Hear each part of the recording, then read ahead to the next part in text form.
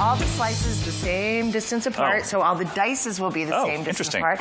We keep the hairy end on, because look, it holds everybody together. Thank you, buddy. And so then just one time through. One time through. And then we go downtown, and look at this. All downtown. Right? Yep. All right, you can do that. Yay! Oh, actually, you cheated. You took over her. I know. Did you like that? Wait, Did you like hang that? on one second. Yeah. What did I do Hold wrong the already? knife correctly. Sorry, I jumped ahead. I forgot where we're starting here. So, here's the news. Okay. So, pinch it between your thumb and forefinger, and the other finger's downtown. So you really are in control. Yeah. Okay, great. So then we start with our. There you go, buddy. Right? Good. Stop. Look there at you go. See. All right. So Rachel. Okay, maybe that's a good amount of onion, David. Right, That's good. Maybe do that one now too. Yeah. Okay. So Rachel, I have sage, which is very appropriate. No. Yeah, I know you got to go across, right? You want some sage, babe? This way. There we go. Exactly. It's exactly what I was going to do. I was just testing. Sage is also like I remember the first time I ever. This is not a competition, Rachel. Right. You will win. I'm just trying to get the segment done in time for the show. So, all right, perfect. We'll take our sage. Here we go. Smells phenomenal. Really beautiful and earthy. So we have onions and celery sweating. We have some garlic. Good job, buddy. Throw in there. Yay! Yay! And we have some mushrooms. So we have a lot of big earthy flavors happening. So the sage goes in with that. Of course, we bring the party. A little bit of wine. How we roll upstate. Right? Some for the chef. Some for the stuffing. I'm home again. You're home again. Right. So, I mean, I have to say, I am not a turkey stuffer. I am a dressing girl. I'm a dressing girl, too. Yep. So, more crunchy stuff. More crunchy stuff, and it's also, I always feel like the safety issue is, Right. I mean, I just really have to address this because, you know, people like to put their stuffing in there, so we get this beautiful, like, Norman Rockwell-y turkey kind of thing. But what happens is it makes the turkey take so much longer to cook. So you have a bigger chance of your turkey being dry. And you also have a little sort of danger zone that the turkey juices in there that can taste really good might not get cooked all the way. Might not get up to temperature for the stuffing itself. Right. How much does it slow it down by stuffing the turkey? Significantly. Like, we're talking hours? Yes. Depending on how large the bird is. Yeah. Absolutely. Wow. Okay. Right. That's the real danger zone is at the center of the bird, as Ann was saying, where the juices set into the stuffing itself. You never know if that gets to temp. Get to temperature. Right. Yeah, so, that's you know, you don't want to like cause everyone to have food poisoning on. That would be a real drag for That Black would not Friday. be a fun holiday adventure. You wouldn't be shopping, but you would be home watching our show, hopefully. So that's great. And we put you on World News Tonight. Be like, okay, we need. Look at, we've got it all taken care of here. All right, so then we have all of our deliciousness happen here. We have onions, sausage, mushroom. We have some walnuts we're going to put in there. So we take it on the road. Take her on the road down here. On the road to the stuff of the stuffing. The actual stuff. Yes. So we mix everybody together. Hello, beautiful. You like toasted white bread? Is your preference for stuffing? Toasted white bread. This was the only time of year that my mother would allow us to get like white bread. White bread, right. Like I was like, oh, can't we get this kind of bread all the time? No. Never was allowed in my my house. mom loves it for stuffing too. Yeah. Really so good it was quality like, you know, the really squishy kind. And so yeah, the Pullman. Loved it. Throw the walnuts in here? Yes, please. Cool? And then we just hit it with some stock. Moisten the whole situation. Ooh, let me grab one out of the oven. Done. So we're running out of time, so I want to make sure they see the pretty one. Beautiful. And then it's just basically about mixing it all up, making sure everything's nice. Yes. Oh, and it is now stunning. Now I'm ready. Stunning stuffing. Look at that. Look at this. You guys. It's Weekend Update with David Muir and Rachael Ray. News anchor David Muir. Bacon, pimento cheese, and barbecue, right? So how's the guy supposed to pick? To do this, that. Sat down with her. It was a high-stakes moment for her. Right. As you know, the polls have not been looking good for her. Right. But for her to sit there and say, I'm sorry, and not once, but more than once during that interview. Multiple times. She said, I made a mistake. She was looking forward to that testimony.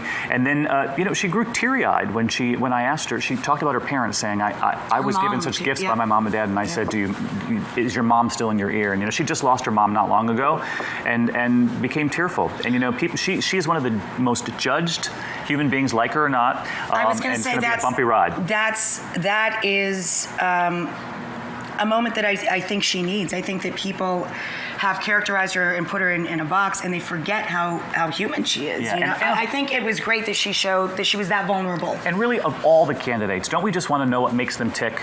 You know, are they like us? Right. And where is that human nougat center? Yes, you because know? ultimately on election day, for so many Americans, it's a gut check. That's Who right. is most like me? Who could I relate to? And we've got a long way to go, so people will be judging, and you'll all be watching. It's an exciting season. So, you know, because we both work in television, of course, we have to answer to our bosses and take a look at ratings during sweeps periods. You guys crushed it during your sweep. Top sweeps since like 15 years or something. Yeah, Crazy. I mean, it was really nice. And the most watched news period in America, in the entire country. Most watched newscast in America. I mean, it's kind of exciting, and I have to thank you, Rachel, because from the very beginning, you have been such a huge supporter. But when we, it's true, and You know, all of the viewers at home who seem to really be responding. It really matters to me. When I was a kid, it was a very important part of our upbringing that we were aware of our world. From the time we were little, my mom would watch with us, and I watched Walter Cronkite, Harry Reasoner, the commentary from Harry Reasoner. It was a family experience, and it was important to us. And I think that it's a really important part of being an American, to have news now, that you trust. Right? That's right. And it's interesting, one of the first things I did when I got the job, I arrived at ABC with enough time to report for Peter Jennings, who I grew up watching. And then, of course, we lost Peter. And then Charlie Gibson, Diane Sawyer anchored the newscast before me. They were all incredible friends and mentors to me. But one of the first things I did when I got the job was I asked if I could pick out photographs of all of them and put them on the wall. So when you walk down the hallway to go to the studio, you're reminded That's right. of the privilege that we all have and who we come after. So. And I love that, you know, like, what I love about you is that you roll old school. You are out in the field, you know. You've been on 14 tours of duty. Since taking the job. And I mean, you really put yourself in harm's way, but it's so much a part of telling the story, honestly, don't you think? Yeah, I think the other thing too is that, you know, I look at the audience here today, and they, you know, they can smell it. They know when people actually care about what it is they're doing, what they're reporting on, right? Don't you think? And I spent a decade out, you know, Diane and Charlie and Peter would send me to the hot spots all over the world, and I thought, if I get this job, they're going to say, what happened to this guy if he's still not out traveling this country and around the world? So we've taken more than a dozen foreign trips all over the world. Even, you know, I don't like being chained to that anchor desk. I don't mind being there every night, but if people don't see us out in the field talking to Americans. You're separated from the news you're reporting. Yeah, I really firmly believe that. Yeah, so, I agree. Yeah. You know, Rosso and I, one of our producers, we were joking backstage, and it actually is kind of a fun question. We were wondering if you have like a pregnant woman who's like waiting to give birth, do you like have a go bag? Like, because you always have to leave. Like, do you have a pre-packed bag? Well, giving birth to that newscast is almost as painful. No, but, you know, the producers will tell you they're tired of seeing the same black T-shirt, the same jeans, the one tie because I do have it to go, but it's fast. And I know but people tweet, like the viewers are like, can we get something other than a blue or gray tie? So maybe the ugliest sweater of the year I can maybe take with me next time. I think I know what to get him for Christmas now. We're going to give him a little tie wardrobe and pack it all in a little go bag for him. So we want to talk the top three stories. You want to do 3, 2, 1 or 1, 2, 3? I think we should do 3, 2, 1. Okay, right? cool. And you'll be able to guess probably once we get to number 1. But the third biggest story of the year has been race relations in this country. And we had that historic town hall. This was with the president. He asked if we would do it, and we were honored to do it. This comes after the deadly police shootings, and communities will tell you we're only seeing them now because we have smartphones where they can document them. They say they've been up against a lot of this for a long time. And on the flip side, I'll never forget going to Dallas after what we saw happen to those officers. Chills everywhere. Right? And these families who fear that their loved ones won't come home at the end of the day, their moms or their dads, whoever it is, out serving us and keeping our communities safe. And I think if there was one lesson that came out of that town hall, it is that we have to talk about it, that was just a start. And this president helped to get that conversation going, and I hope that we continue it looking forward. It's such a necessary one. And I can't believe it's going on after all these years, after 8 years of an African-American president. Yeah. It's But it just reminds you that there are... No matter how far we've come, we have so far left to go. Yeah, they often say 2 steps forward, 1 step back. One step back. The number 2 story, right? This was, we traveled to Cuba several times in the last couple of years, but the trip that we won't forget from this year was the trip with President Obama, the first American president to visit Cuba since the 1920s, Calvin Coolidge. And people always ask me, David, did you see the vintage cars? And look, they're everywhere. They're everywhere. And the reason I show those cars is not because they're beautiful, they are. You know, you see 1957 Chevys, but to remind everyone that, you know, Fidel Castro blocked all American cars from coming in the late 50s, early 60s. And a lot of those cars, they've kept them up, but if you lift the hood, the engines aren't American. You know, they're Mercedes-Benz engines or whatever parts they could find to keep these them cars going. Right. And I think that's a real symbol of this relationship thawing, and we'll see where it goes. And it also is a reminder of just how stuck in time this whole community has been. Really. Yeah, and how welcoming the Cuban people were. And they're really hoping that the thaw of this relationship will continue under the next president. So we'll watch that. Okay, now, number 1, I think we can probably all guess.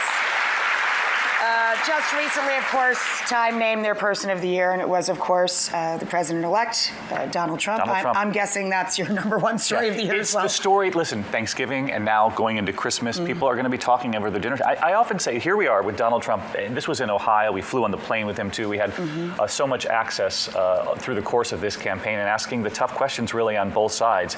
He would often say to me, David, look at these crowds.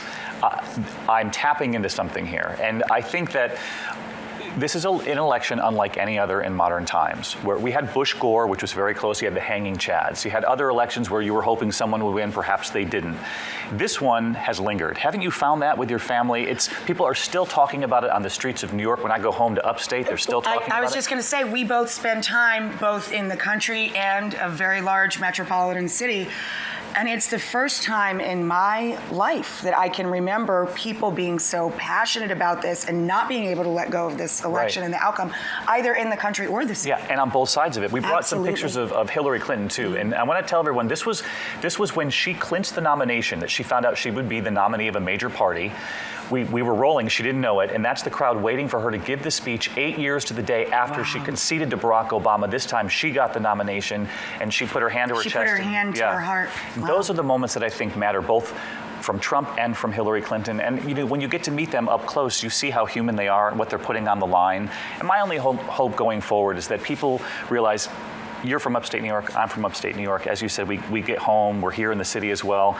That when you travel the country, don't you find that we have much more in common than we have that divides us? It goes back to the story we started with at number 3 on the list. I think that the one good thing, no matter who or how you voted, is that we finally have now been faced with the idea that conversation is necessary. And it has brought us together because it ripped us apart. I agree. I completely agree. I mean, it ripped us apart. And now it forces us to come to the table and finally get things done by being together. You mentioned he's the cover of Time magazine Person of the Year, made history as an outsider, did this with a very unconventional campaign. And for the other side of the country, if they're still feeling as though, you know, why isn't Hillary Clinton the president? I will say that she was number 2 in Time magazine. That's sort right. of reflected. Yeah. And just there was this one quote in her 1969 college address to her class. She said, "Politics is the art of making what appears to be impossible possible." So she made history too, and people should feel good about that. And it brought me to tears when she made that beautiful speech at the Defense Fund, and she was saying about her mom. Her mom would never have believed that she was the first woman nominated. I mean, it just brought tears to my eyes. We've come so far, and she broke that ceiling, and now the sky's the limit. So she said of her mother on that train. Yeah. Her mother was 8 years old, I believe. She'd been orphaned, Hillary Clinton's mother. Mm-hmm. She was with her, I think, younger sister on the train. They were traveling to California alone, and Hillary Clinton, this was a week after the election, she came out and she kept her promise to speak at this event. Right. And she said, "I often think about my mother. I'd like to walk up to her on that train, give her a hug and say, hold tight, along the lines of, you will have a family one day, you'll have a daughter who grows up to be a United States Senator, a Secretary of State, and who will get, 64, 65 million votes for President of the United States." She never believed it. Yeah. So, Crying. and I say... And certainly Donald Trump proves that there is no laundry list of what the qualifications are for being president, that anybody in this country with a dream and a passion who can stir the people, they can be president one day. And he often talked about the forgotten people, and That's I often right. say, we're from, as we mentioned, upstate New York, right. and you have to remember that there are people, you can tell folks every day that there's a recovery, that the economy's getting better, but if you don't feel it, and if you don't feel like you have access to it. If they don't feel it on the ground and they don't feel included, you can't lead them. And people who wanted change voted for him. So see, people are still talking about the election. And, I'm literally crying, but good tears, happy tears. I love you so much. A lot of hope so in the much. future. ABC World News Tonight with David Muir airs